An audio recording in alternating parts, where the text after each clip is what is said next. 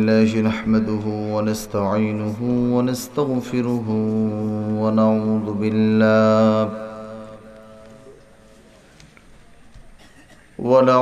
بالله من شرور أنفسنا ومن سيئات أعمالنا.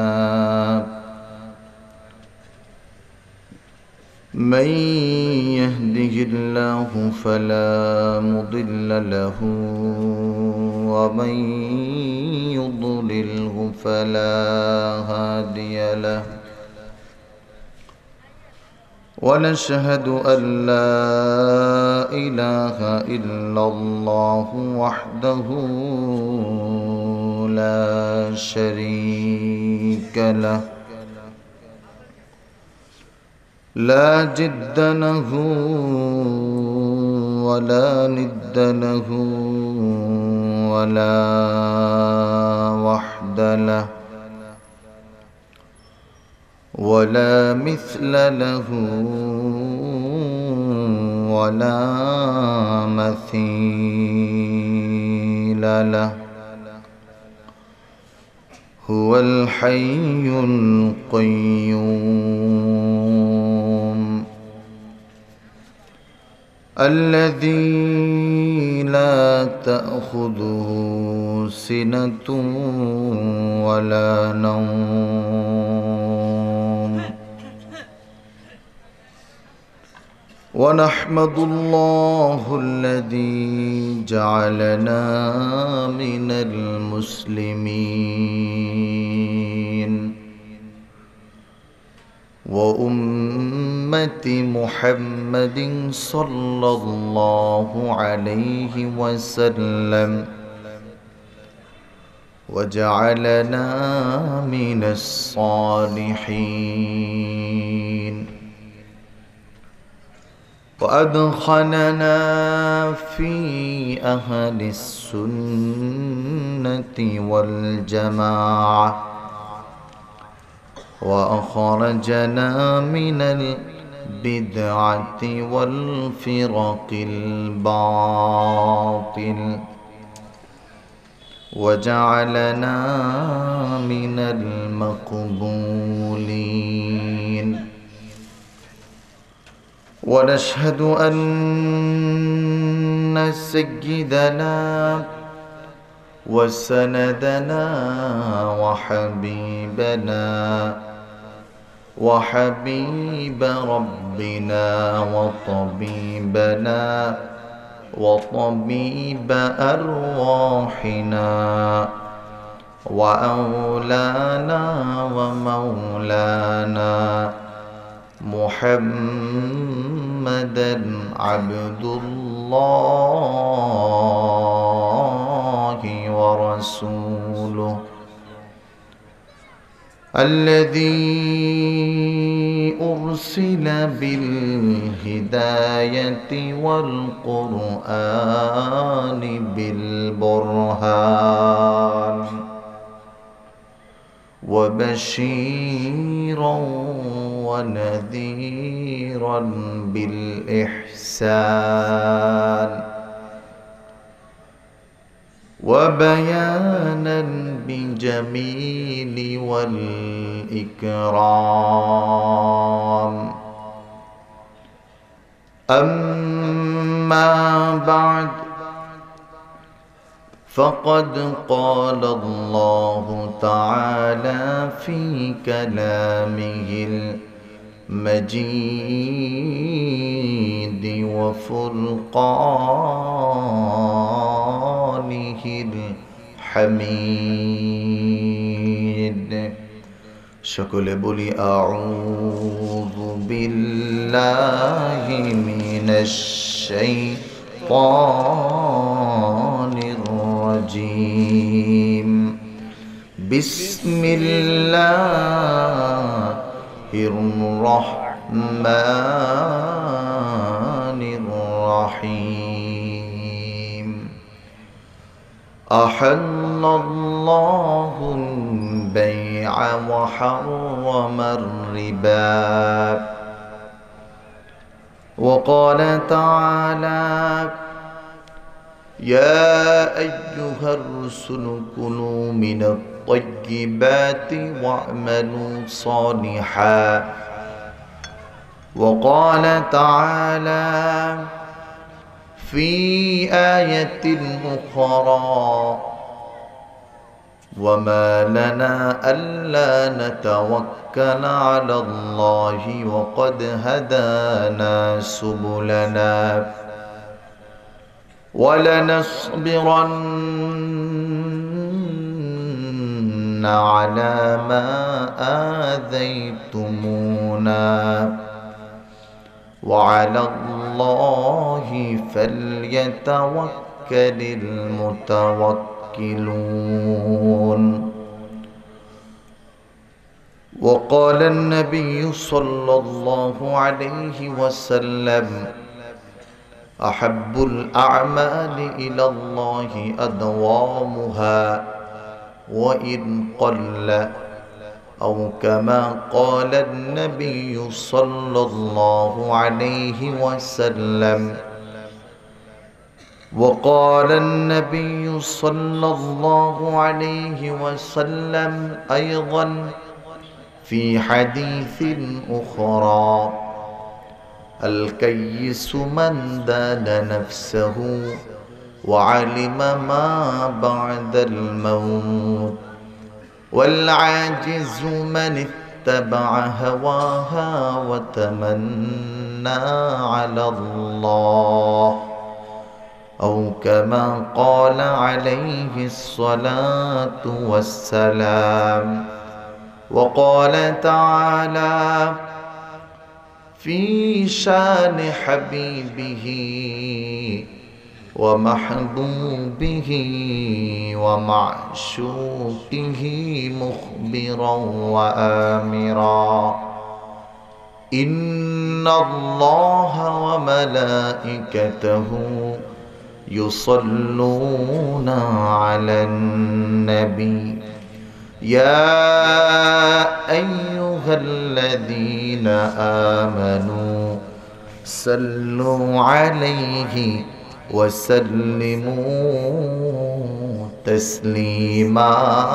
اللهم صل على سيدنا مولانا محمد وعلى آل سيدنا مولانا محمد. اللهم صل على سيدنا مولانا محمد وعلى آل سيدنا مولانا। চিন্তা করে দেখো রে মন রাত্রি গভীর নিরালায়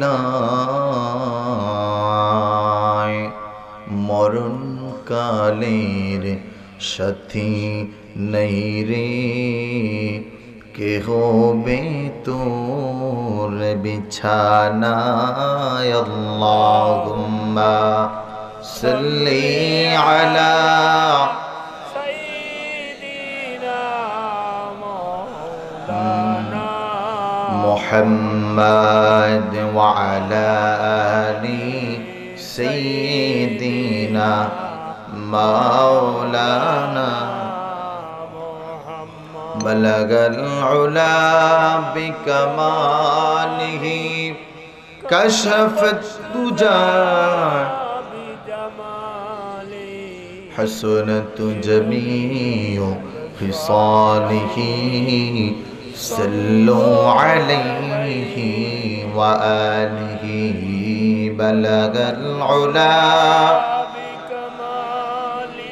كشف الدجى بجماله حسنت جميع خصاله صلوا عليه। मुझे कुछ मिले ये ना मिले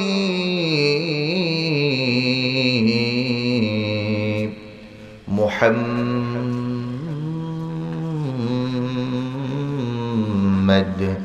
मिले, यानी ओ शै जिसे अल्लाह मिले। बलगल उला कशफत तुजा बिजमालिही,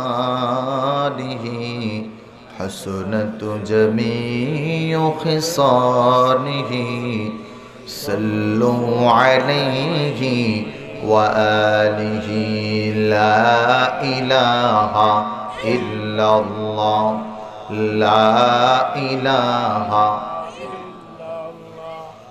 ला इलाहा, सुब्हानल्लाह, अल्हम्दुलिल्लाह, ला इलाहा, सुब्हानल्लाह, अल्हम्दुलिल्लाह, ला इलाहा, ला इलाहा इल्लल्लाह, ला इलाहा इल्लल्लाह, सुब्हानल्लाह, ला इलाहा इल्लल्लाह, सुब्हानल्लाह, ला इलाहा, ला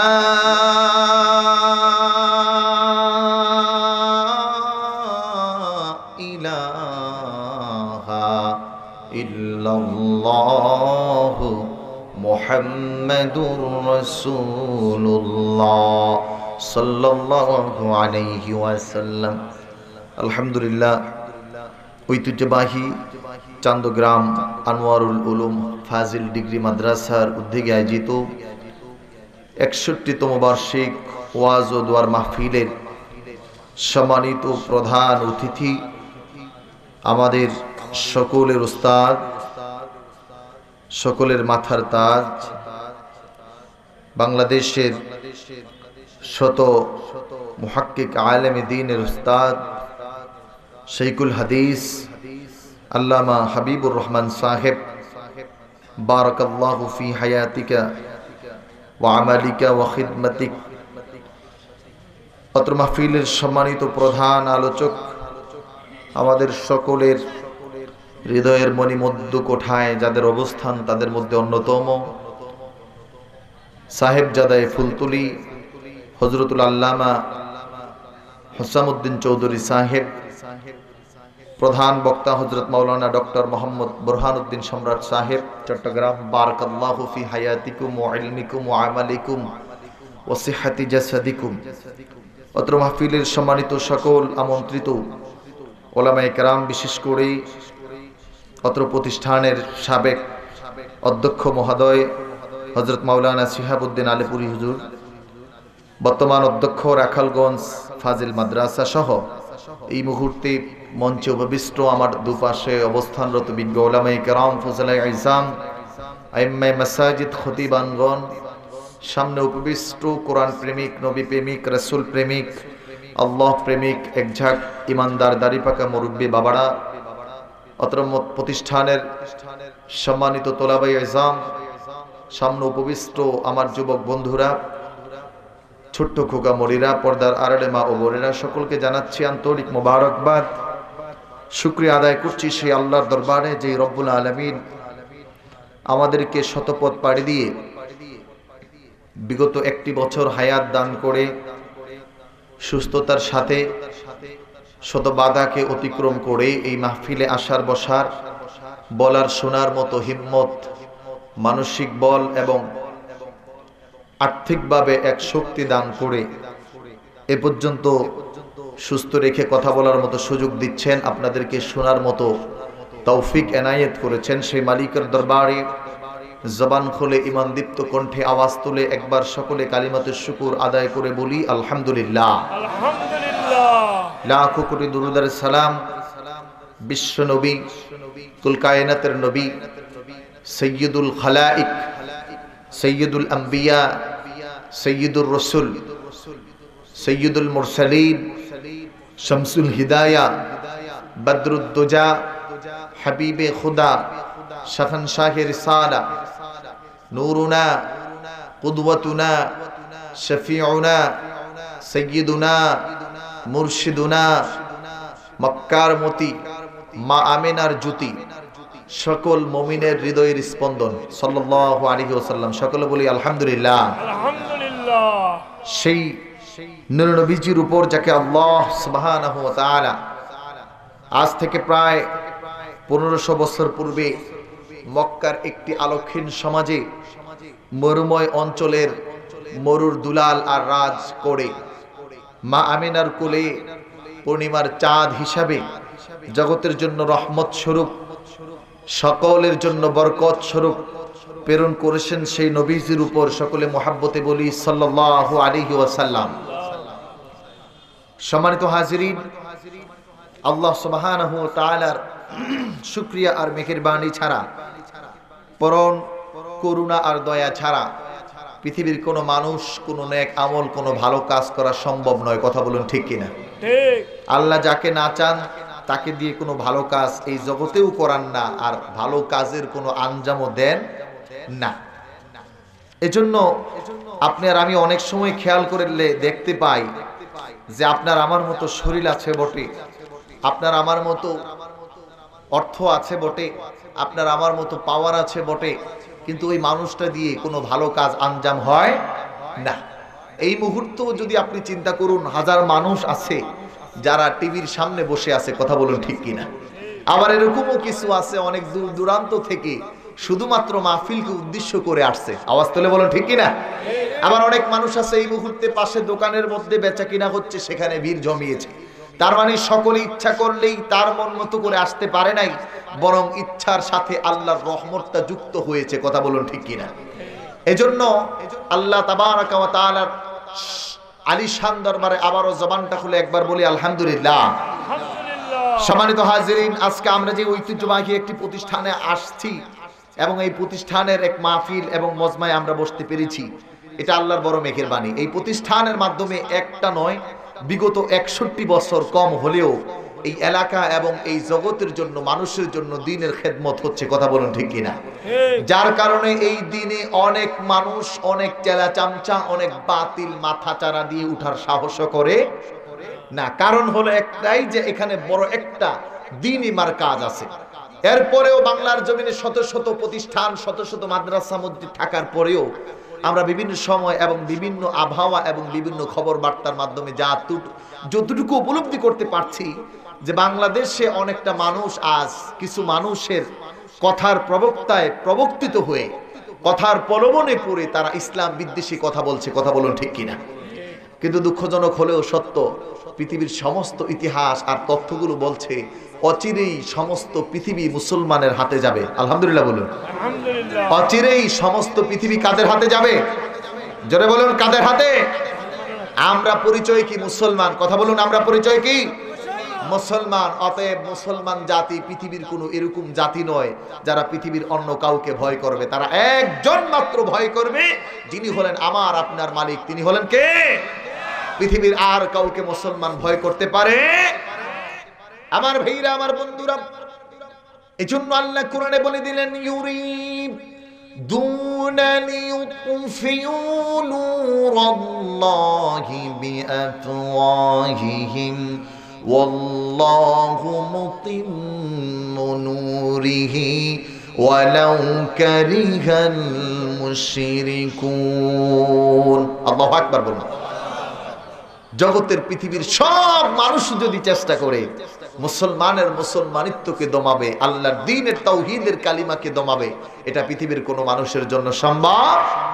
বরং আধুনিক যুগে আমরা জানি, বর্তমান যুগটা এরকম একটা যুগ, কম্পিউটার, ইন্টারনেট, টেলিস্কোপ, টেলিগ্রাম এবং মেসেঞ্জার, হোয়াটসঅ্যাপ, ইমো, এগুলোর যুগ। কথা বলুন ঠিক কিনা? প্রতিনিয়ত মানুষ আপডেট সংবাদ পেতে ভালোবাসে, আপডেট সংবাদের সাথে থাকে। যার কারণে আধুনিক যুগে মানুষ তৈরি হয়েছে নানা মনের, নানা ধরনের, নানা মতের, নানা প্রবক্তার। কেউ এটা ভালোবাসে, কেউ ওটা ভালোবাসে। জগতের জন্য এই বৈচিত্র্য মণ্ডিত পৃথিবীতে এরকম শুধু একাগ্রুচ্চ দল আর মত নেই যারা তাদের দল আর মত দিয়ে আমাদের মুসলমানের মুসলমানিত্বকে দমাবে। কথা বলুন ঠিক কিনা? পৃথিবীতে কম হলেও না হলেও প্রায় আমি যদি একটু গণনা করি বা আমাদের সমীকরণ সংখ্যালঘুর দিক থেকে দেখি, তাহলে প্রায় 450 কোটি মুসলমান। আল্লাহু আকবার বলেন। যদি একবার বলে আল্লাহ, তাহলে 450 কোটি। জবান দিয়ে যদি একবার এই শব্দটা হয়, তাহলে 450 কোটি আল্লাহর নামের তাকবীর হয়। জবান খুলে বলুন আল্লাহু আকবার। যদি একবার বলা হয় আলহামদুলিল্লাহ, জগতের প্রত্যেকটা মুসলমান একবার যদি বলে, তাহলে 450 কোটি মুসলমানের মুখের ধ্বনির আওয়াজে এই পৃথিবীর জমিনের মধ্যে আল্লাহর নামের হামদ আর শুকরিয়া 450 কোটি বার হয়। বলুন সুবহানাল্লাহ। এভাবে যদি আপনি গণনা করুন, তাহলে পৃথিবীর প্রত্যেকটি কান্ট্রি, বর্তমান পৃথিবীতে প্রায় 179টি দেশের স্বাভাবিক একটা ধারণা আমাদের কাছে আছে। এর মধ্যে 59টি দেশ হলো মুসলমান দেশ, যেখানে মুসলমানের মুসলমানিত্ব থাকার কথা। কিন্তু শুনলে আপনারা অবাক হয়ে যাবেন, বাংলার এই জমিন নয় শুধু, ইরাক ইরান নয় শুধু, আমেরিকা নয় শুধু, ব্রিটেন নয় শুধু, ফ্রান্স নয় শুধু, আমেরিকা নয় শুধু, থাইল্যান্ড নয় শুধু, জার্মান নয় শুধু, পৃথিবীর প্রত্যেকটি কান্ট্রিতে প্রতিনিয়ত আল্লাহর জিকির আর আল্লাহর কোরআনের গবেষণা হচ্ছে। বলুন সুবহানাল্লাহ। আমার ভাইরা, আমার বন্ধুরা, এজন্য আল্লাহ তাবারাকা ওয়া তাআলা জগতের মানুষদেরকে একটা তথ্য প্রদান করে দিলেন। হে জগতের মানুষ, ভালো করে খেয়াল করো, এই জমিনের মধ্যে এই জমিনটা আবাদ হবে এক আল্লাহর জন্য। পৃথিবীর কোনো ব্যক্তির প্রবক্তা নয়, পৃথিবীর কোনো মালিকের গোলামি নয়, বরং আল্লাহ জানিয়ে দিলেন লাউ আনজালনা হাযাল কুরআনা আলা জাবালিন লারাআইতাহু খাশিআম মুতাসাদ্দিআম মিন খাশিয়াতিল্লাহ ওয়া তিলকাল আমসালু নদরিবুহা লিন-নাসি লাআল্লাহুম ইয়াতাফাক্কারুন। আল্লাহু আকবার বলো। আমার ভাইরা, আমার বন্ধুরা, আল্লাহ জানিয়ে দিলেন আমি কোরআন যদি পৃথিবীর কোন মানুষের কাছে নয়, যদি পাহাড় পর্বতের মধ্যে হাদাল কুরআন আলা জাবালিন লারাইতাহু, যদি পাহাড়ের উপর আমি কোরআন নাজিল করে দিতাম, হে দুনিয়ার মানুষ ভালো করে শোনো, তাহলে তোমরা দেখতে পেতে পাহাড় থেকে আল্লাহর ভয়ে পাহাড় কান্না করে চোখের পানি ছাড়ছে। পৃথিবীর সব প্রত্যেকটা জাতি প্রজাতি, প্রত্যেকটা মাখলুকাতের কাছে এই কোরআন দেওয়া হয়েছিল, কোরআনকে রিসিভ করার জন্য বলা হয়েছে, কিন্তু কোন মাখলুকাত নেওয়ার মতো কোনো সাহস আর হিম্মত পায়নি। একটি মাত্র জাতি যারা কোরআনের জন্য জীবন দিতে পারে। আল্লাহু আকবার বলুন। কিছুদিন আগেও তো, গত বছর আমরা দেখেছি, সেই আফগানের জমিনে একজন আর দুইজন নয়, 70 জন। ইভেন কি সর্বশেষ তত্ত্ব হলো 100 কোরআনে হাফেজকে বোমা মেরে হাফেজে কোরআনের পাগড়ি প্রদান অনুষ্ঠানে কতল করা হয়েছে। কথা বলো ঠিক কিনা? আমরা দেখেছি এই দেশের মধ্যেও ব্রিটিশ সরকার এই পায়তারা করেছিল কোরআনকে দমাতে, কোরআনকে নিবাতে, ইসলামকে চিরতরে গুটিয়ে দিতে, যার ইসলামের প্রবক্তা হলো প্রায় 450 কোটি মানুষ। কিন্তু এই জগৎ থেকে তা সরানো সম্ভব হয় নাই। তারা মনে করেছিল হয়তো কিছু হাফেজ আর হয়তো কিছু কোরআনকে যদি দমিয়ে দেওয়া যায়, তাহলে হয়তো বিশ্ব থেকে কোরআন আর কোরআনের বাণী দমাবে। আওয়াজ করে বলুন, এটা কখনো সম্ভব? কিয়ামত পর্যন্ত যদি তারা চেষ্টা করে, এটা করতে পারবে? আমার ভাইরা, আমার বন্ধুরা, আল্লাহ জানিয়ে দিলেন হাদাল কুরআন আলা জাবালিন লারাইতাহু খাশিআম মুতাসাদ্দিআম মিন খাশিয়াতিল্লাহ ওয়া তিলকাল আমসালু নাদরিবুহা লিন-নাসি লাআল্লাহুম ইয়াতাফাক্কারুন। আল্লাহ বলে দিলেন যারা জ্ঞানী হবে, যারা বিচার বিশ্লেষণকারী হবে, যারা অনুসন্ধানকারী হবে, এই মানুষগুলোর জন্য এই শব্দের মধ্যে, এই কথার মধ্যে বড় জ্ঞান আছে। আমার ভাইরা, আমার বন্ধুরা, একটু খেয়াল করে দেখুন, আল্লাহ সকলের কাছে কোরআন দিলেন না। একটা মাত্র মনুষ্য জাতি যারা এই কোরআন বুঝবে, যারা এই কোরআন পড়বে, যারা এই কোরআন সমাজে বাস্তবায়ন করবে, যারা এই কোরআন দিয়ে রাষ্ট্র পরিচালনা করবে, যারা এই কোরআন দিয়ে জগৎ পরিচালনা করবে, এই একটা মাত্র জাতি যাদের উপর কোরআন দেওয়া হলো, আর এই জাতিটা হলো শুধুমাত্র মনুষ্য জাতি। কথা বলুন ঠিক কিনা? পৃথিবীর কেউ এই কোরআনকে রিসিভ করার মতো হিম্মত আর সাহস করেনি। আমার ভাইরা, আমার বন্ধুরা, আল্লাহ মানুষের উপর কোরআন দিলেন, কোরআনের মাধ্যমে দ্বীন প্রতিষ্ঠা করবে, দ্বীনের আহকাম গুলো বয়ান করে দিবেন। এজন্য আল্লাহ তাবারাকা ওয়া তাআলা সূরা ইব্রাহিমের মধ্যে জানিয়ে দিলেন, আমি কোরআন এবং নবী পাঠানোর মূল কারণ হলো লিউখরিজান নাসা মিনাদ যুলুমাতি ইলান নূর। লিউখরিজান নাসা মিনাদ যুলুমাতি ইলান নূর, বাংলা তরজমা হলো ওই মানুষদেরকে উঠিয়ে আনবো, আমি বের করে আনবো মিনাদ যুলুমাতি ইলান নূর, অন্ধকার থেকে আলোর দিকে।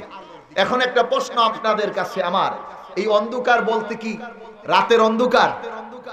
পিছনে ভাইরা কথা বলতেছে না, হাতটা একটু জাগান দেখি, একটু ব্যায়াম করেন। এই যে নারে তাকবীর, হাত নামান। আপনারা তো আমার চেয়ে বেশি ক্লান্ত না। আমি 10টা বাজে, ঠিক 9:45 বাজে পরীক্ষার হলে ঢুকছি, 4 ঘন্টা পরীক্ষা দিছি। আবার ঠিক 2টা বাজে, 2টা পরীক্ষা শেষ হওয়ার কথা ছিল আমার, কারেন্ট 2টায় কলম ছেড়ে দৌড়িয়ে এসে গাড়িতে উঠছি। এই গাড়ি এতক্ষণ পর্যন্ত চলছে, গাড়ি থেকে নেমে মোটরসাইকেলে উঠে খালি এতটুকু হেঁটে এসে বসছি। আপনারা আমার থেকে তো বেশি শক্তিশালী, কথা বলুন ঠিক কিনা?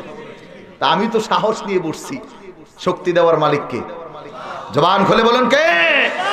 একটু জিকির করি, লা ইলাহা, গরম গরম চা দিতে হবে, গরম চা।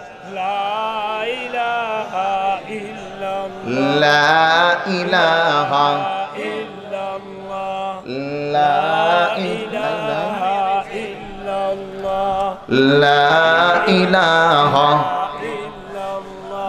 ভালো লাগে লা ইলাহা ইল্লাল্লাহ, একসাথে লা ইলাহা,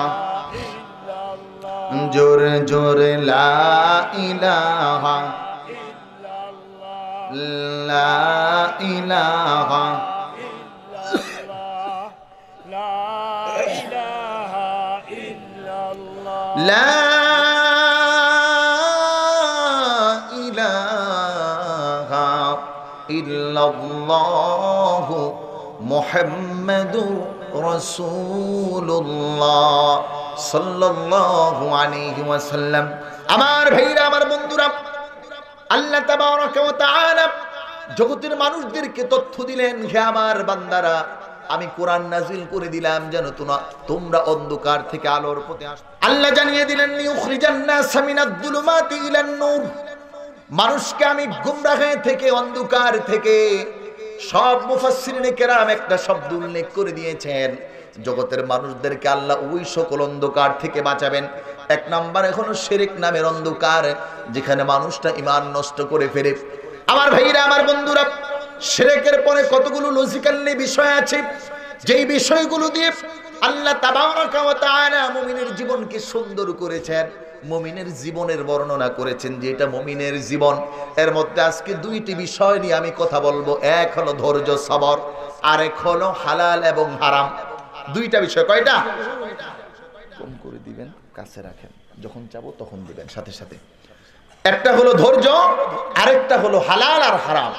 এই 2টার সাথে উৎপত্তিভাবে জড়িত একটা বিষয় আছে, যার কারণে ইবাদতের পূর্ব শর্ত হলো, এই দুনে কবুলের পূর্ব শর্ত হলো 2 গুণে গুণান্বিত হওয়া। যেমন আপনি খেয়াল করবেন, আচ্ছা আচ্ছা, ওর নিচে দিছে কেন? প্রথম হলো, আরবিতে একটি প্রবাদ আছে, আল ইলমু কাইদুন ওয়াল কিতাবু সাইদুন, আল ইলমু ফিস সুদুর লা ফিস সুতুর, লিকুল্লি শাইইন আফাতুন ওয়া আফাতুল ইলমি রিসওয়ান। যে ইলমটা হলো এমন, এটা কয়াদির মতো, এটা আবদ্ধ থাকে বাক্সের মধ্যে। বাক্সটা হলো কিতাব, বই। এখান থেকে ওই ইলমটা একজন যদি অর্জন করে বুকে নেয়, তখন এটা হলো তার জন্য মূল ইলম। এজন্য ইবাদত, যেমন ইলম পাওয়ার জন্য একজন ছাত্র তার লাইফের প্রথম থেকে দীর্ঘ সময় ইলমের জন্য ব্যয় করতে হয়, মানে ধৈর্য ধরতে হয়। ধৈর্য ধরার পরে ব্যক্তির ইলম থেকে কিছু অর্জন হয়। সেম টু সেম আল্লাহর দরবারে মাকবুল হওয়ার জন্য জরুরি দুইটা বিষয়। এক হলো হালাল খাবার, হারাম বর্জন করা, হালালকে অর্জন করা। আরেক হলো ধৈর্য। আরেকটা কি? ধৈর্য। আমরা একটু দেখার চেষ্টা করব পবিত্র কুরআনুল কারীমে এই দুইটা বিষয়ে নবী রাসূলদেরকে আল্লাহ কি তাকিদ দিয়েছেন। এক নম্বরে আল্লাহ তাবারাকা ওয়া তাআলা পবিত্র কুরআনুল কারীমের মধ্যে বলে দিলেন, ওয়া মান ইয়াতাওয়াক্কাল আলাল্লাহি ফাহুয়া হাসবুহু ওয়া ইয়ারযুকুহু মিন হাইসু লা ইয়াহতাসিব। আমার ভাইরা, আমার বন্ধুরা, আল্লাহ জানিয়ে দিলেন, হে আমার বান্দারা, যারা আমি আল্লাহর উপর তাওয়াক্কুল করবে, ওয়া মান ইয়াতাওয়াক্কাল আলাল্লাহ ফাহুয়া হাসবুহু, এই জগতের জন্য আমি আল্লাহ তাদের জন্য যথেষ্ট হয়ে গেলাম। ওয়া ইয়ারযুকুহু মিন হাইসু লা ইয়াহতাসিব, যারা আমি আল্লাহর উপর ধৈর্য ধারণ করে আমি আল্লাহর রিজিক অন্বেষণ করবে, তাদের জন্য আমি আল্লাহ এমন রিজিক দিব, লা ইয়াহতাসিব, যে সে অনুধাবন করবে না, সে বুঝবেও না, সে ধারণাও করতে পারবে না যেটা কোথায় থেকে এমন সুন্দর রিজিকের ব্যবস্থা হলো। আমার ভাইরা, আমার বন্ধুরা, এজন্য প্রত্যেক নবী রাসূল প্রথম এই গুণটা অর্জন করেছেন, যে কোনো বিষয়ে ধৈর্য ধারণ করা। যে কোনো বিষয়ে কি করা? আরো জোরে বলুন, কি করা? আমার ভাইরা, হযরত আদম আলাইহিস সালাতু ওয়াস সালাম সর্বপ্রথম নবী ও রাসূল, নবী এবং আল্লাহর তৈরি সর্বপ্রথম মানব হযরত আদম আলাইহিস সালাতু ওয়াস সালাম। খেয়াল করে দেখুন, আল্লাহ বলেছিলেন, ওয়ালা তাকরাবা হাযিহিশ শাজারাতা ফাতাকুনা মিনাল যালিমিন। ওই গাছের কাছেও যাবে না, জালেমদের অন্তর্ভুক্ত হবে। শয়তানের প্ররোচনায় পড়ে মা হাওয়া আলাইহিস সালাতু ওয়াস সালামের মাধ্যমে হযরত আদম আলাইহিস সালাতু ওয়াস সালাম এই গাছের কাছে গিয়ে ফল ভক্ষণ করে আল্লাহ জমিনের মধ্যে পাঠিয়ে দিলেন। আমার ভাইরা, আমার বন্ধুরা, খেয়াল করে দেখুন ধৈর্যটা কেমন ভাবে অন্বেষণ করতে হবে। হালাল রিজিকের জন্য আপনাকে এরকম ধৈর্যশীলতার সাথে আগাতে হবে। হযরত আদম আলাইহিস সালাতু ওয়াস সালাম একদিন আর দুই দিন নয়, প্রায় 350 বছর পর্যন্ত কান্নাকাটি করেছেন আল্লাহর কাছে। ধৈর্য ধারণ করে ধৈর্য হারা হন নাই, বিচলিত হন নাই, নিজের মধ্যে কোনো পেরেশানি আনেন নাই। কিন্তু আপনার আমার খেয়ালটা দেখুন, একটু সামান্য একটু বিপদের মধ্যে পড়ে গেলে, একটু পেরেশানির মধ্যে পড়ে গেলে, এক নম্বরে যেই গুণটা আমাদের বড় প্রয়োজন ছিল ধৈর্য ধারণ করা, 1 সেকেন্ডের মধ্যে ওই ধৈর্যের প্ল্যাটফর্ম থেকে আমি ছিটকে পড়ে যাই, ধৈর্যশীল না হয়ে ধৈর্যহীন হয়ে যাই। কথা বলুন, ঠিক কিনা? অথচ হযরত আদম আলাইহিস সালাতু ওয়াস সালাম 350 বছর। আমার ভাইরা, আমার বন্ধুরা, খেয়াল করুন, আপনি তার 2 সন্তান হাবিল এবং কাবিল, আল্লাহর কোরআন প্রমাণ করে দিচ্ছে, ওয়াতলু আলাইহিম নাবা বিনাই আদম বিল হাক্কি ইয ক্বাররাবা কুরবানান ফাতুকুব্বিলা মিন আহাদিহিমা ওয়া লাম ইউতাকাব্বাল মিনাল আখার قال لأقتلنك قال إنما يتقبل الله। 2 সন্তানের তথ্য দিলেন যে তাদের মধ্যে একজন ছিল ধৈর্যশীল, আরেকজন ছিল ধৈর্যহীন, যার কারণে তার পক্ষ থেকে আল্লাহ তাবারাকা ওয়া তাআলা তার দেওয়া জিনিসটা কবুল করেছিলেন। কাবিল ছিল ধৈর্যহীন, সে ধৈর্য ধরতে পারে নাই। আর হাবিল ছিল ধৈর্যশীল, যা আল্লাহ বলেছেন, যেভাবে বলেছেন সেভাবেই করার চেষ্টা করেছেন। বাবা বলেছেন এটা মানো, তো সে এটা মেনেছে। বাবা বলেছেন উত্তম জিনিস থেকে আল্লাহর জন্য সদকা করো, তো সেটা করেছে। কিন্তু কাবিল এটা মানতে রাজি না, তার সুন্দরী বউ দরকার, এজন্য সে ওভার রিয়েক্ট করেছে, আল্লাহর আইনকে লঙ্ঘন করে দিয়েছে।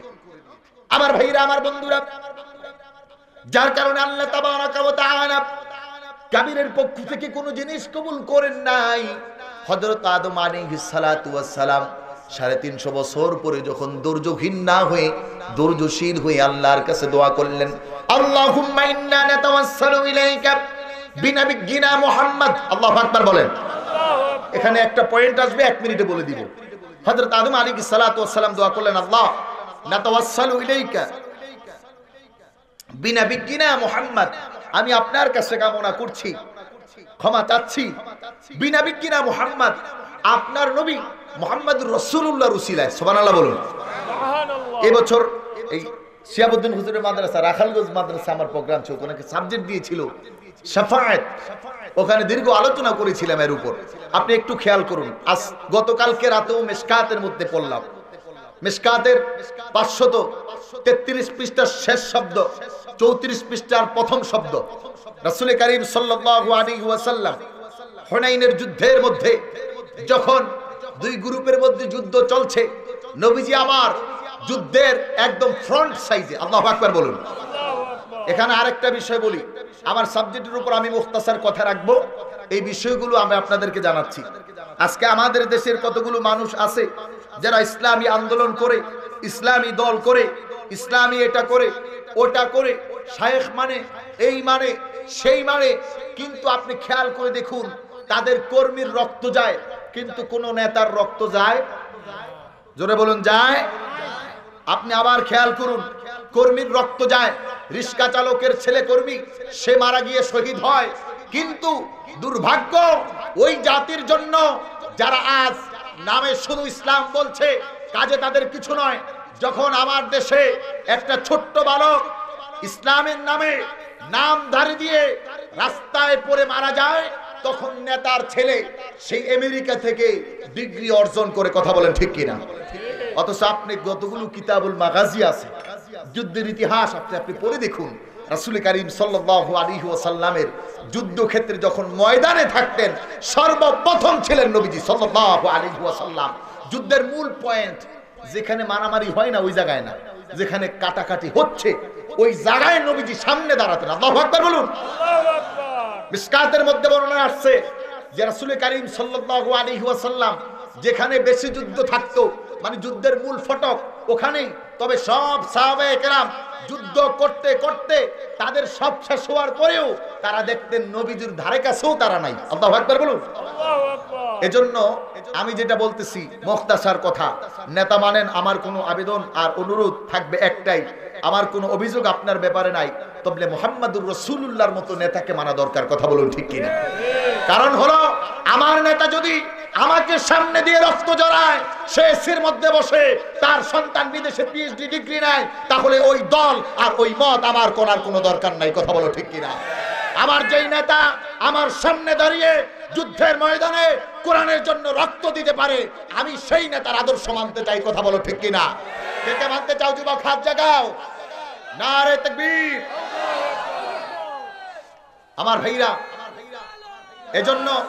এজন্য খেয়াল করবেন, কথা অনেক অর্থ এখানে আছে। আল ইজাব আল ইতনাব, একটা কায়দার কথা বলে গেলাম, আকসারুল কালাম কি কলিলুল কালামি কাসীরুল মাআনি, অল্প কথা বেশি অর্থ। যেটা বলতে গিয়ে বলতেছিলাম এটা আপনি খেয়াল করুন, এই মিশকাতের মধ্যে রাসূল করিম সাল্লাল্লাহু আলাইহি ওয়াসাল্লাম এই যখন যুদ্ধ হচ্ছে ওই মুহূর্তে এক হাতের মধ্যে কিছু কঙ্কার নিলেন, কঙ্কার নিয়ে রাসূল করিম সাল্লাল্লাহু আলাইহি ওয়াসাল্লাম কাফেরদেরকে সামনে করে মেরে একটা শব্দ বলেছেন, ইনহাজিমু রব্বি মুহাম্মদ সাল্লাল্লাহু আলাইহি ওয়াসাল্লাম। আজকে আমাদের দেশে যারা শাফায়েত এবং উসিলা মানতে চায় না, নবীজির নাম দিয়ে উসিলা করলে ওনার গায়ে অ্যালার্জি হয়, কথা বলেন ঠিক কিনা? ভালো আল্লাহওয়ালাদের নাম নিয়ে উসিলা দিলে তোমার গায়ে অ্যালার্জি হয়। আরে তুমি তো সন্তানটা জন্ম নিয়েছো আরেকটা আল্লাহওয়ালার দোয়ার বরকতে, কথা বলেন ঠিক কিনা? ঘুমাইতেছেন কে কে? হাত জাগান তো দেখি।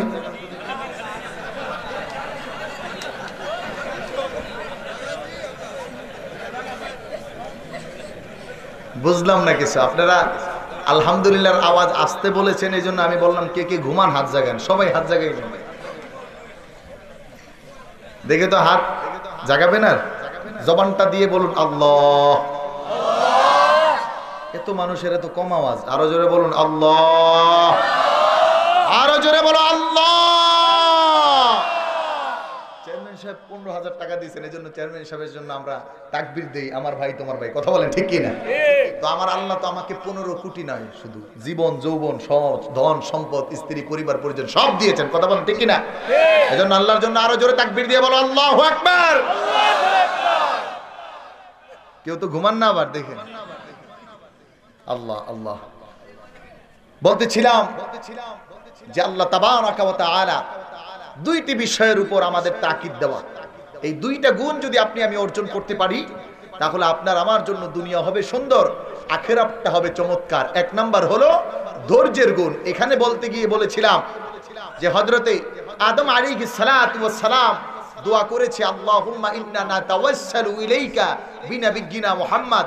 আর আমার নবীজি সাল্লাল্লাহু আলাইহি ওয়াসাল্লাম যুদ্ধের ময়দানে তুমুল যুদ্ধ চলছে, কাফেররা কচু কাটার মতো মুসলমানদেরকে কাটার চেষ্টা করতেছে কিন্তু পারতেছে না।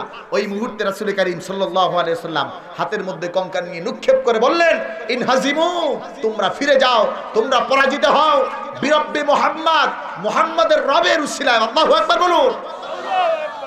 নবীজি নবীর নাম এখানে দিয়ে উসিলা দিয়ে বললেন। এজন্য এখানে আমাদের পয়েন্ট হলো উসিলা দেওয়া জায়েজ আছে না নাই? জোরে বলো আছে না নাই? বাস এটাই আপনাকে বোঝানোর জন্য আমি বলতেছিলাম। তো ধৈর্য, যে ধৈর্য ধরেছে সে সফল কাম হয়েছে। আরেকটু দেখেন হযরত ইব্রাহিম আলাইহিস সালাতু ওয়াস সালাম, আল্লাহ বলে দিলেন وَلَنَبْلُوَنَّكُمْ بِشَيْءٍ مِّنَ الْخَوْفِ وَالْجُوعِ وَنَقْصٍ مِّنَ الْأَمْوَالِ وَالْأَنفُسِ وَالثَّمَرَاتِ وَبَشِّرِ الصَّابِرِينَ।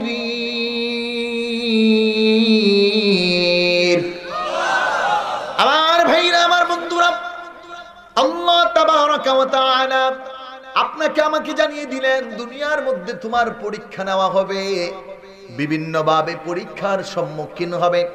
ওই সময় তোমাকে সবচেয়ে বড় যেটা অর্জন করতে হবে সেটা হলো ধৈর্য ধারণ করা। খাদ্য অভাব দেখা দিবে, ওই সময় তোমাকে অর্জন করতে হবে হালাল খাবারের জন্য আল্লাহর কাছে সাহায্য কামনা করা। দুইটা গুণের মধ্যে এক নাম্বার হলো ধৈর্য। আল্লাহ তাবারাকা ওয়া তাআলা হযরত ইব্রাহিম আলাইহিস সালাতু ওয়াস সালামের কথা বলতেছিলাম।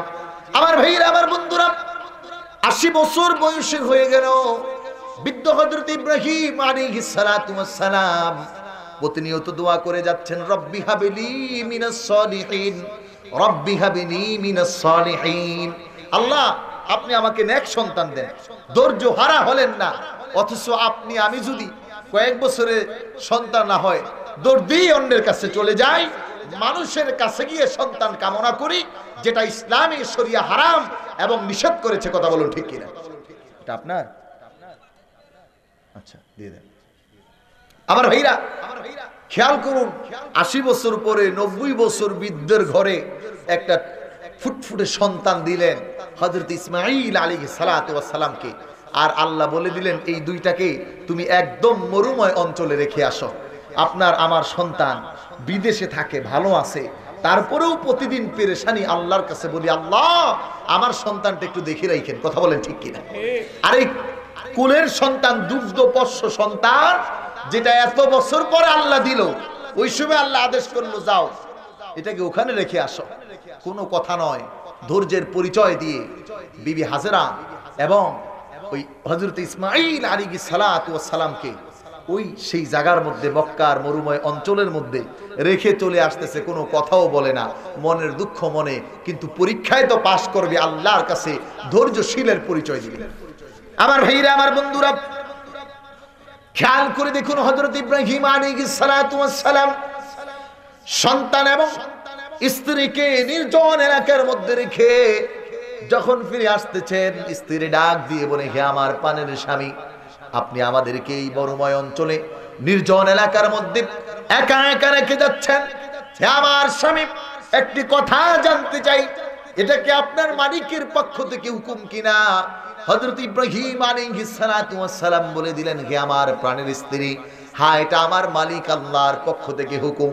আমার ভাইরা, আমার বন্ধুরা, পর্দার আড়ালে মা বোনেরা, সামান্য একটু স্বামীর অগোচরে, স্বামীর অভাবের সময় ধৈর্যের প্রতীক হতে পারেন না।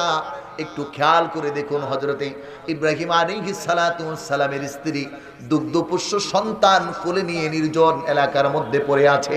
যখন হযরত ইব্রাহিম বললেন, হ্যাঁ এটা আমার মালিক আল্লাহ। আমাদের মালিক কে? আরো জবান খুলে বলুন, কে? রিজিকের মালিক কে? হায়াতের মালিক কে? আমার ভাইরা, আমার বন্ধুরা, হযরত ইব্রাহিম আলাইহিস সালাতু ওয়াস সালামের পানের সন্তান আর স্ত্রী বললেন, যদি আপনার মালিক বলে থাকে আমাদের কোনো কথা নাই। কিন্তু হযরত ইব্রাহিম আলাইহিস সালাতু ওয়াস সালাম দুইটা দোয়া করে গেলেন। এর মধ্যে একটা হলো হালাল খাবার, আরেকটা হলো ধৈর্যশীল সবর দানকারী, ধৈর্যশীল হওয়া, শাকিরিন হওয়া। আল্লাহর কোরআন প্রমাণ করে দিচ্ছে, রব্বানা ইন্নী আসকানতু মিন যুররিয়াতি বিওয়াদিন গায়রি যী যারইন ইনদা বাইতিকাল মুহাররাম রব্বানা লিয়ুকিমুস সালাতা ফাজআল আফইদাতাম মিনান নাসি তা'ওয়ি ইলাইহিম ওয়ারযুকহুম মিনাত ثمرات لعلهم يشكرون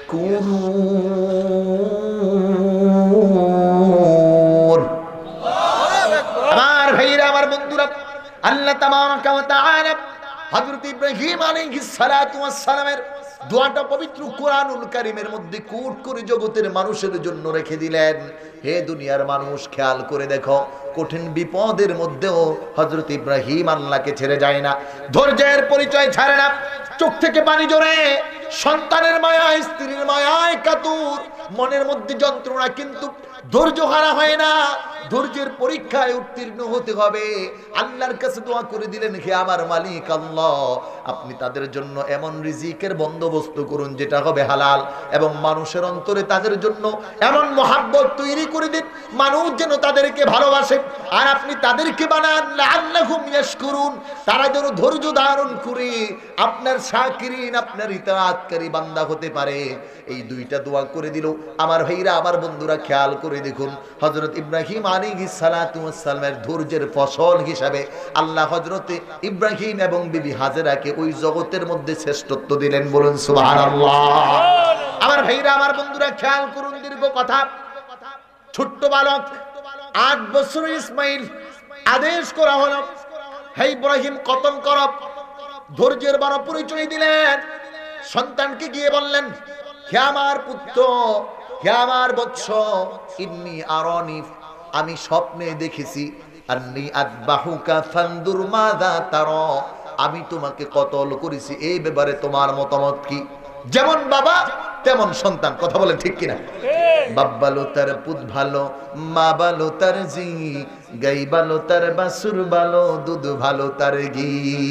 আমার ভাইরা, আমার বন্ধুরা, যখন হযরত ইব্রাহিম আলাইহিস সালাতু ওয়াস সালাম সন্তানকে বলল, হে আমার বৎস, আতবাউকা ফানদুর মাযা তারা, আল্লাহু আকবার বলুন। হে আমার সন্তান, আমি স্বপ্নে দেখেছি তোমাকে আমি কতল করি, জবাই করি আল্লাহর জন্য। এই ব্যাপারে তুমি সন্তানের মতামতটা কি? বাবা কতটুকু মনে কষ্ট নিয়ে ধৈর্য ধারণ করে 3 দিন পর্যন্ত 300 উট জবাই করেছে। তারপরেও যখন স্বপ্ন দেখেছে, বুঝতে পেরেছে আর কেউ নয়, এটা আমার পানের ইসমাইলকে আল্লাহ কবুল করতেছে, চাচ্ছে। আমার ভাইরা, আমার বন্ধুরা, সন্তান ওই মুহূর্তে বলল, হে আমার বাবা, আপনি যা দেখেছেন স্বপ্নের মধ্যে, ক্বালা ইয়া আমাতি ফাআল মা তুমার, হে আমার বাবা, আপনি স্বপ্নে যা দেখেছেন তাই ঘটান, তাই করতে পারেন, তবে আপনি কোনো ভয় করবেন না। আমি সন্তানের পক্ষ থেকে একটা অভয় বাণী, আমি সন্তানও আপনার মতো ধৈর্যশীল হব। সাতাজিদুনি ইনশাআল্লাহু মিনাস সাবিরিন, যে আমাকেও আপনি ধৈর্যশীল পাবেন। আমি এরকম নয় যে ধৈর্য হারা হয়ে আমি আপনাকে কষ্ট দিব। বরং তো কোনো কোনো বর্ণনায় পাওয়া যায়, হযরত ইসমাইল বাবাকে বললেন, বাবা আপনিও চোখটা বাঁধেন, আমিও বাঁধি। আমি আপনাকে দেখলে মায়া লাগবে, আপনি আমাকে দেখলে মায়া লাগতে পারে। আল্লাহর হুকুম বাস্তবায়ন করতে বাবা আর সন্তানের এমন ইতিহাস আল্লাহ কোরআনে ধরে মুমিনকে এই শিখালেন, ধৈর্যের বড় মূর্ত প্রতীক হও। কথা বলেন ঠিক কিনা? কিন্তু এটা দ্বারা যেন আবার ইহুদি নাসারা বেদিন যারা তারা যেন এটা মনে না করে মুসলমানকে যত মারবো তত ধৈর্য ধরবে। কথা ঠিক কিনা? একটা লিমিটেশন আছে, কথা বলেন ঠিক কিনা? মক্কার জমিনে একটা লিমিটেশন ছিল, আগেই জিহাদ ফরজ করে দেওয়া হয় নাই, যখন লিমিট ক্রস করতেছিল তখন আল্লাহ কোরআন নাজিল করে দিলেন মুহাম্মদ সাল্লাল্লাহু আলাইহি ওয়াসাল্লাম আর সময় নয়, আর বের খাওয়ার অবস্থা নয়, আর জুলুম নির্যাতন নয়, আপনি আর একটা প্রতিবাদ করুন। কথা বলেন ঠিক কিনা? প্রয়োজনে তাদের সাথে কতল যুদ্ধ জড়ান। এজন্য আমরাও যারা আসি বাংলাদেশে চেলা চামচা যারা মনে করছো, খুব বেশি এটা মনে করো না যে বাংলাদেশের মুসলমান একেবারেই ঘুমিয়ে আছে। কথা বলেন ঠিক কিনা? তোমরা এটা মনে করো না যে সিলেটে তো আর শাহজালাল নাই, ঘুমাচ্ছে, শাহপরান নাই, ঘুমাচ্ছে, শাহ ইয়াকুব নাই, ঘুমাচ্ছে, শাহ সুলতান নাই, ঘুমাচ্ছে, শাহ বখতিয়ার নাই, ঘুমাচ্ছে, শাহ রুমি নাই, ঘুমাচ্ছে, শাহ ইখতিয়ার নাই, ঘুমাচ্ছে, শাহ নেছান নাই, ঘুমাচ্ছে।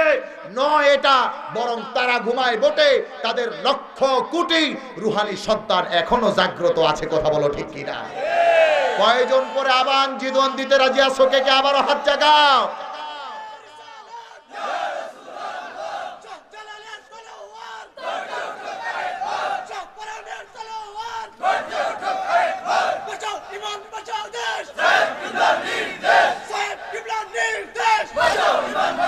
আমার ভাইরা, আমার ভাইরা খেয়াল করুন, আল্লাহ তাবারাকা ওয়া তাআলা জগতের মানুষের জন্য উদাহরণ রেখে দিলেন। হে দুনিয়ার মানুষ, হে আমার যুবক ভাইরা, হে আমার মাদ্রাসার ছাত্ররা যারাই আছো, আল্লাহর কসম করে বলছি, এলেম পেতে হলে ধৈর্য লাগবে। গত বছর দুইটা জিনিস, দুইটা মেডিসিন তোমাদেরকে বলে গিয়েছিলাম। আমিও কিন্তু তোমার মতো একটা ছাত্র, মাত্র ছাত্রত্ব। আজকেও তো পরীক্ষা দিলাম। আমার উস্তাদ হলো আল্লামা ওসমান গনি সালেহি, আল্লামা মাহবুবুর রহমান সালেহি, বদরুজ্জামান রিয়াজ সাহেব, প্রত্যেকের আমিও একজন ছাত্র। দুইটা জিনিস যদি তোমার মধ্যে থাকে, আল্লাহর কসম করে বলি জীবনে কখনো ফেইলার হবে না। একটা হলো বড় ইসলাম হলো, একটা হলো বড় গুণ, সেটা হলো ধৈর্য। সেটা কি? ধৈর্য। এলেমের জন্য ধৈর্য লাগবে। যুবক ভাইদেরকে বলছি, সফলতার জন্য ধৈর্য লাগবে, বাবার মন জয় করতে ধৈর্য লাগবে, সমাজকে আমূল পরিবর্তন করার জন্য ধৈর্য লাগবে। কথা বলো ঠিক কিনা? এজন্য ইসমাইল এবং ইব্রাহিম আলাইহিস সালাতু ওয়াস সালাম থেকে তোমার আমার শিখার অনেক কিছু আছে, যে ধৈর্য হারা যেন আমরা না হই। আমার ভাইরা, আমার বন্ধুরা খেয়াল করুন, হযরত আইয়ুব আলাইহিস সালাতু ওয়াস সালাম একদিন আর দুই দিন নয়, মুফাসসিরিনে কেরামগণ বয়ান করে দিলেন 18 বছর পর্যন্ত রোগে আক্রান্ত হলেন। ইবলিস আল্লাহর সাথে একটা চ্যালেঞ্জ ছুড়ে দিল। কে চ্যালেঞ্জ ছুড়লো? শয়তান। শয়তানের এই হাদিসটা না বললে নয়, তাফসিরে কুরতুবীর মধ্যে আসছে, তাফসিরে তবারি শরীফের মধ্যে আসছে, সূরা ফাতিহার তাফসিরে, যে শয়তান 4 কাজে খুব কষ্ট পাইছে। কয় কাজ? জোরে বলুন, কয় কাজ? 4 কাজ। 1 নম্বরে হিনা লুইনা রন্না আরবা আরন্নাত, হাদিসের ইবারত হলো রন্না আরবা আরন্নাত, 4 কাজে শয়তান খুব অপমানিত হয়েছে। 1 নম্বর হলো যখন তাকে আল্লাহ তাবারাকা ওয়া তাআলা লানত দিয়েছেন, কারণ সে বলেছে আনা খায়রুম মিনহু খলাকতানি মিন নারিন ওয়া খলাকতাহু মিন তিন, আমি আগুন দ্বারা তৈরি আর আদম আলাইহিস সালাতু ওয়াস সালাম তো মাটি দ্বারা তৈরি, তো আমি তো তার থেকে উত্তম, তো আমি তাকে কেন সিজদা করব? ওই সময় আল্লাহ তাকে লানত করেছিল যে তোমার উপর লানত হোক, তুমি দূর হও। এই সময় শয়তান খুব কষ্ট পাইছে। ওয়াহিনা উহবিত মিনাল জান্নাহ, 2 নাম্বার যখন শয়তানকে জান্নাত থেকে লাঠি দিয়ে বের করছে। উহবিতর দ্যাট মিন্স হলো কিক মারা। কি মারা? জোরে বলেন, কি মারা? দেখবেন বল কিক মারলে এই যুবক ভাইরা তো খুব ভালো পারে যে মেসি কিক দিলে কোনো মিস হয় না, এরকম একটা ব্যাপার সেবার। আমার দেশের যুবকরা তখন ইসলামী ইতিহাস পড়ে না, প্যারাডিক্যাল সাজিদ পড়বে না। যুবক ভাইরা, আমার মাদ্রাসার ছাত্ররা, প্রত্যেকের কাছে এই বইটা থাকা দরকার। তবে এই বই পড়ে আবার গোমরা যেন না হয়, একজন ভালো ওস্তাদকে নিবা সাথে। যেটা বই মেলায় 3 দিনে প্রায় 9000 বিক্রি হয়েছে, প্যারাডিক্যাল সাজিদ বর্তমান সময়ের সবচেয়ে আলোচিত বই। কিন্তু আমার এলাকার অনেক যুবকরাই তো এই খবর রাখে না, পড়বে বিভিন্ন ইতিহাস, তারা জানে না খলিফা কয়জন, খলিফার নাম কি, বাবার নাম কি, তাদের ছেলের নাম কি, কিন্তু তারা জানতে পারে রোনাল্ডোকে, মেসিকে, সাকিবকে। কথা বলো ঠিক কি না? ওইটাও জানো, আমি নিষেধ করতেছি না, এটা জ্ঞান একটা পরিধি বাড়ানো দরকার, কিন্তু এটা বেশি জানা দরকার। তো বলতেছিলাম 3 নাম্বার হলো ওয়াহিনা বুইথা মুহাম্মদ সাল্লাল্লাহু আলাইহি ওয়াসাল্লাম, যখন রাসূল করিম সাল্লাল্লাহু আলাইহি ওয়াসাল্লাম এই জগতের মধ্যে জন্মগ্রহণ করেছিলেন। আল্লাহু আকবার বলুন। এজন্য নবীজির জন্ম আছে তো নাকি? আর না শয়তান রাগ করলো কোন সময়? নবীজি জন্ম না নিলে। এজন্য রবিউল আউয়াল মাসে রাসূল করিম সাল্লাল্লাহু আলাইহি ওয়াসাল্লাম এই জগতের মধ্যে আগমন ঘটেছে, তার জন্ম হয়েছে, এটাতে মুসলমান খুশি হবে কাইফিয়ত অনুযায়ী, বাজে কোনো খুশি নয়। আরেকটা হলো ওয়াহিনা উনজিলা সূরাতুল ফাতিহা, যখন সূরা ফাতিহা নাযিল হয়েছে। তো বলতেছিলাম এই শয়তান আল্লাহকে বলল যে তুমি আইয়ুবরে এত সম্পদ দিছো, তো এরকম সম্পদ দিলে তো সবাই ইবাদত করবে। যেমন আজকেও গাড়িতে আসতে আসতে আপনাদের নিজ বাহাদুরপুরের একজন আমার সাথে ছিল, তো উনি বলল হুজুর আমি যেখানে থাকি ওখানের মালিক একজন, উনি গতকালকে বলতেছে, খেয়াল করে দেখেন আমাদের দেশে তো এখন পণ্ডিতের অভাব নেই, ডাক্তারের অভাব নেই, শিক্ষিতের অভাব নেই। আপনি রিস্কায় বসে যদি বলেন মাথাটা ব্যথা করতেছে, রিস্কাওয়ালা বলবে স্যার একটা নাপা খেয়াল না, কথা কোন ঠিক কিনা? ওই ডাক্তারি প্রেসক্রিপশন দিয়ে দিল। তোরা বলতেছে হুজুর উনি এমনি তাবলিগ করে ভালো, ওনার কাছে বাংলাদেশের একজন বড় হুজুর খুব প্রিয়, কিন্তু উনি কালকে এটা নিয়ে আমাদেরকে বলতেছে কয় মুসলমানের আগে যে মোহাম্মদ লেখে এটা লেখা ঠিক না। তো এটা শুনে আমি বললাম তো আপনি ওনারে এরপরে যখন ঢাকা যাবেন গিয়ে বলবেন বেটা তাহলে তোর নামে মোহাম্মদ কেইটা শ্রী লাগা, কতক্ষণ ঠিক কিনা? ওই মোহাম্মদ যেহেতু ঠিক না তো শ্রী লাগাও। আমি বললাম উনি কি করছে? কয় হুজুর জীবন ও মাদ্রাসায় পড়ে নেই। আমি বললাম এইসব কথা তারাই বলবে যারা জীবনেও মাদ্রাসায় পড়বে না, কথা বলেন ঠিক কিনা? এখন তো মাদ্রাসায় না পড়েই বড় বড় হুজুর হয়ে যায়, ফতুয়া দিয়ে দেয়, যেমন চায় তাই বলে। এগুলো হলো ইহুদিদের দালাল, কথা বলো ঠিক কিনা? এগুলো হলো নাস্তিক, এরা ইসলামের বড় শত্রু, কথা বলো ঠিক কিনা? তুমি কয়েকদিন মাত্র দিন শিখাই দিন এটা নয়। একজন আলেম 20 বছর 25 বছর শিখার পরেও তো দিনের ব্যাপারে কথা বলতে তার ভয় হয়, না জানি ভুল হয়ে যায়। তুমি কোন পণ্ডিত শুধুমাত্র বাংলা একটা বই পড়ে আইসা ফতুয়া দেওয়া শুরু করছে, এটা করা যাবে না, ওইটা করা যাবে না, এই করা যাবে না, সেই করা যাবে না, কথা বলেন ঠিক না? আমি আসতেছি জায়গা মতো হালাল হারাম ওই কথা বললে তো সবার গায়ে লেগে যাবে। নিজ বাহাদুরপুর বলছিলাম একবারে সাসা, কথা বলেন ঠিক কিনা? কোরআন হাদিসের কথা লুকানো যাবে? এত কষ্ট করে দাওয়াত দিয়েছেন, আমিও এত কষ্ট করে আসছি, আবার কষ্ট করে বলতেছি, ভালো কথা বলেই যাব, কথা বলেন ঠিক কিনা? মাইক দিয়ে বলবো, রাজি আছেন তো আপনারা? কার গায়ে লাগলো না লাগলো আমাদের দেখার কিছু আসে যায়? আমার ভাইরা তো বলতেছিলাম শয়তান আল্লাহকে বলতেছে আইয়ুবরে যেমন সম্পদ দিছ, ধন দৌলত দিছ, সম্মান দিছ, রাজত্ব দিছ, এমন আমারে দিলে তো আমিও করতে পারতাম, এমন যারে দিবা সেই তোমার ইবাদত করবে। কিন্তু আল্লাহ বলে দিলেন যে না, আমার যারা মূল বান্দা, প্রকৃত বান্দা, ওরা কখনো অর্থের লোভে নামাজ পড়ে, জোরে বলেন অর্থের লোভে নামাজ পড়ে, অর্থের কাছে বিক্রি হয়। এজন্য হক্কানি পীর কাকে বলে চিনে নাও? 1 লক্ষ 2 লক্ষ 5 লক্ষ টাকার বিনিময়ে যে আলেম বিক্রি হয়, যেই পীর বিক্রি হয়, যেই দায়ী বিক্রি হয়, এটা আলেম নয় জালেম, এটা পীর নয় ভণ্ড, এটা শয়তান, কথা বলেন ঠিক কিনা? তুমি পারলে দেখাও আমাদের সাহেব কেবলা একজনকে কিনো দেখি 1 কোটি টাকা দিয়ে, সম্ভব কিনা? এজন্য অনেক কিছু শিখার আছে, অল্প কথায় শিখে নিবেন, এদিকে যাওয়া যাবে না। গরম ওয়াজ, আমি কোনো গরম ওয়াজ পারি না, আজকে সব নরম ওয়াজ। আমার ভাইরা, আমার বন্ধুরা, শয়তানকে আল্লাহ বলল না কোন প্রকৃত বান্দা এর জন্য ইবাদত করবে না। তো চ্যালেঞ্জ বলে ওকে আমাকে পাওয়ার দাও, দিল, যে তোর পাওয়ার দিলাম, তার সম্পদের উপর পাওয়ার দিয়ে দিল। কিতাবের মধ্যে লেখে দীর্ঘ কথা, প্রথম দিন হযরত আইয়ুব আলাইহিস সালাতু ওয়াস সালামের সব পশু, ওট, ভেড়া, দুম্বা, ছাগল যা ছিল সবগুলোর উপরে দিছে আগুন লাগায়, সব জ্বলে শেষ।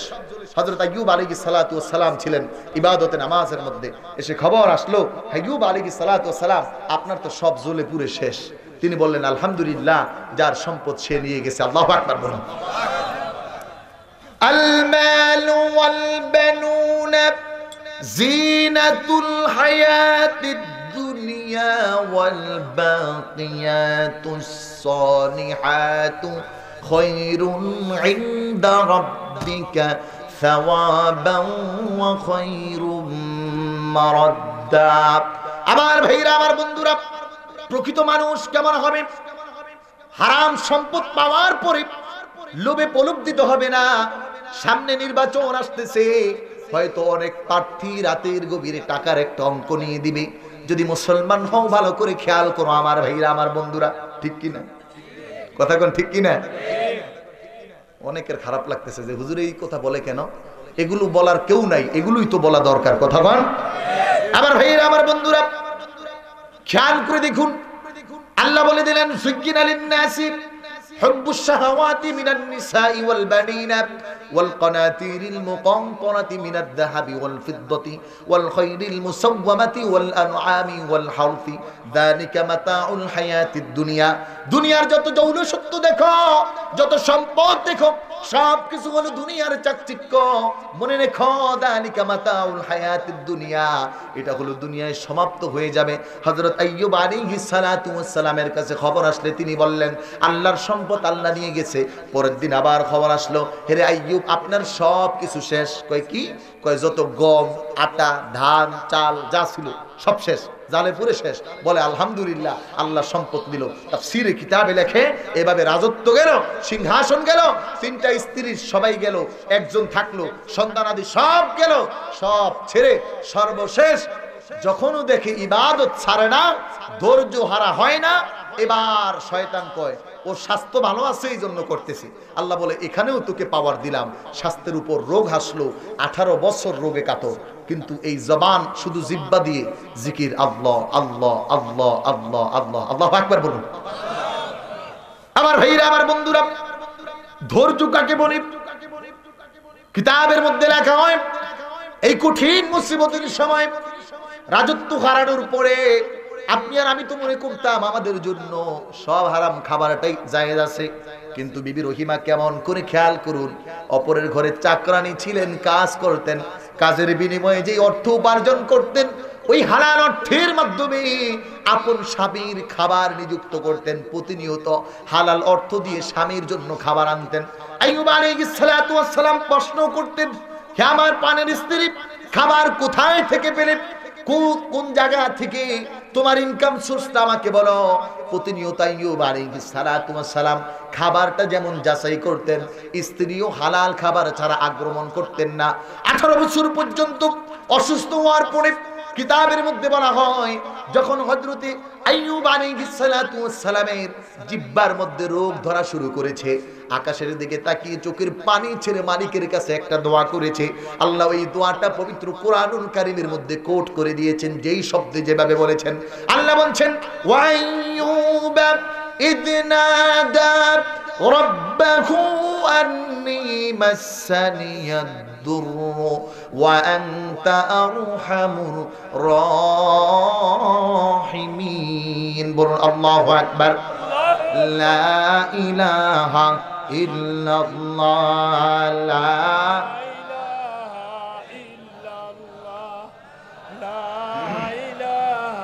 ইল্লাল্লাহ, জোরে লা ইলাহা।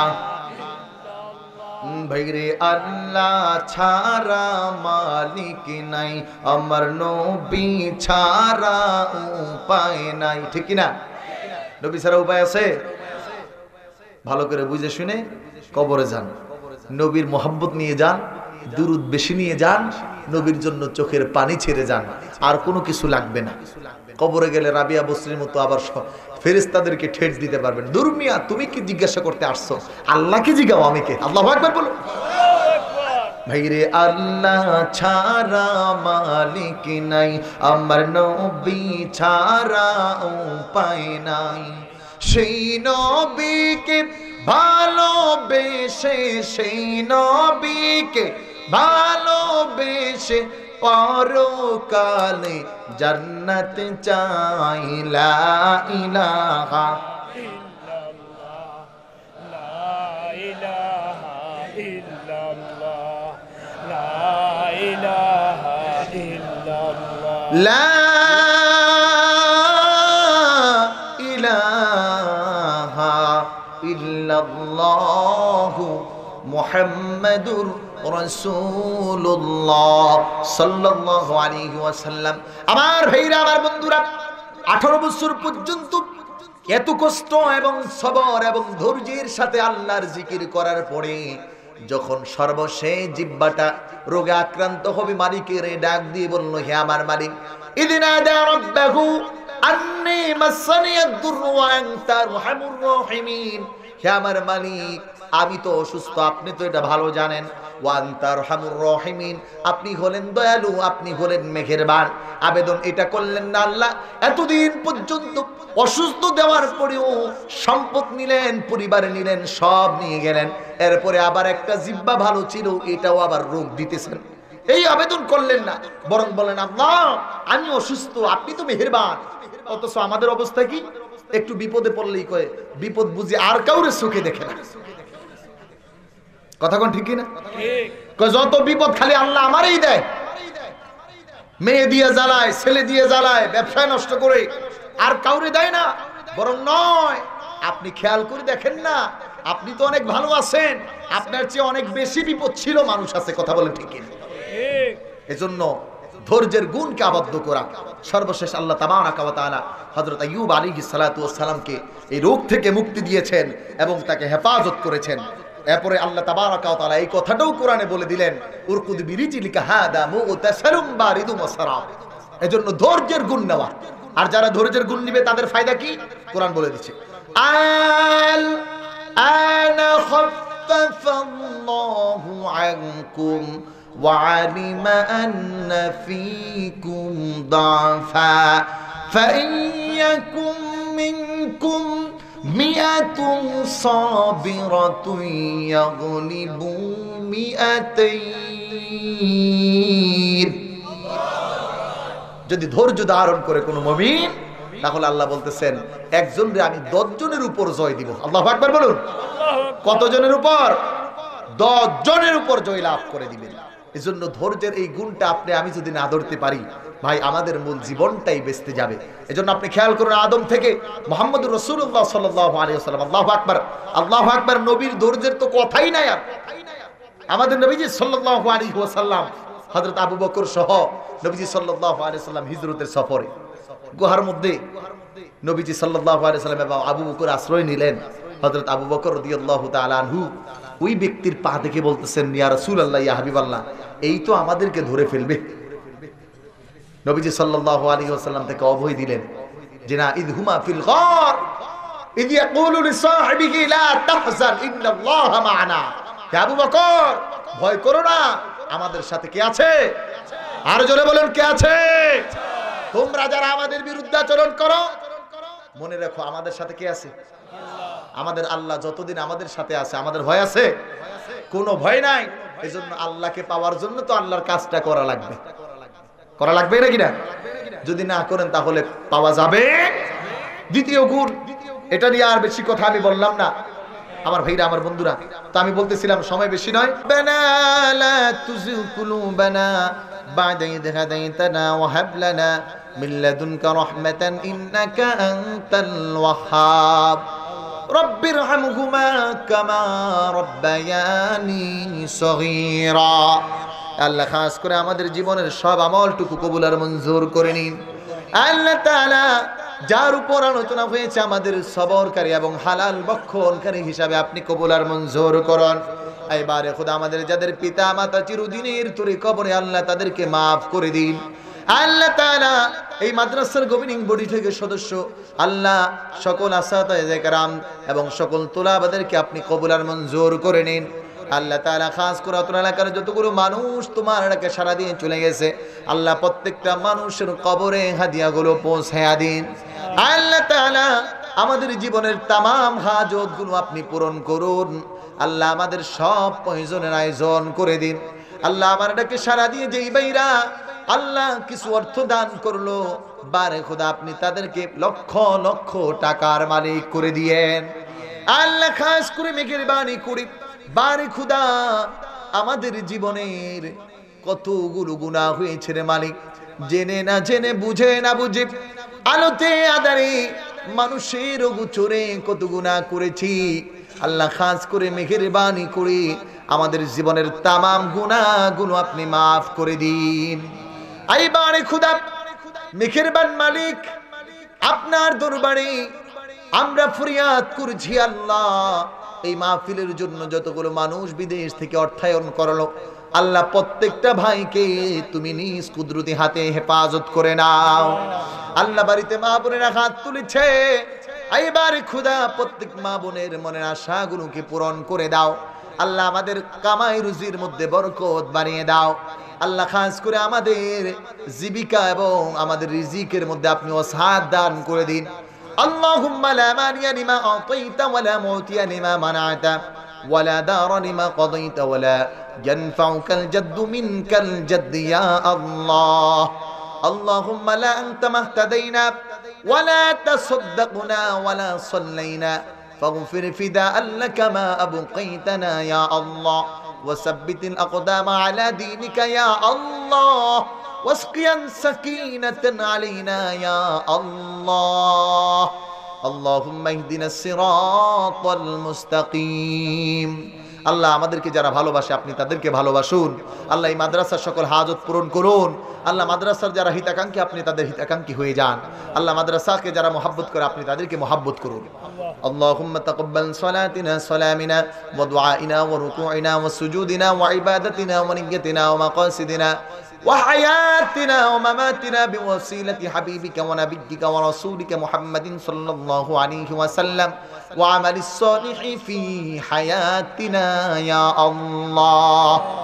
سبحان ربك رب العزة عما يصفون وسلام على المرسلين والحمد لله رب العالمين بحق لا إله إلا الله محمد رسول الله صلى الله عليه وسلم।